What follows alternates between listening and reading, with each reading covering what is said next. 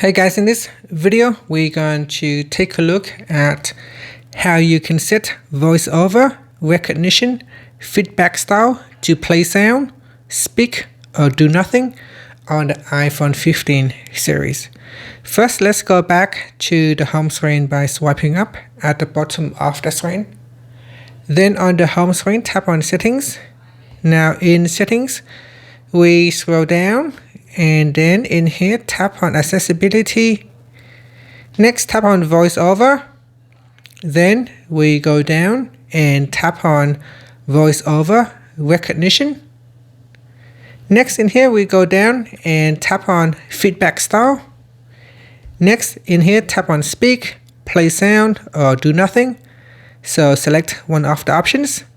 And so here determines the feedback provided by VoiceOver Recognition when active.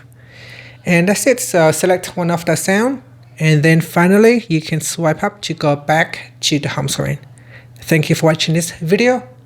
Please like and subscribe to my channel for more videos.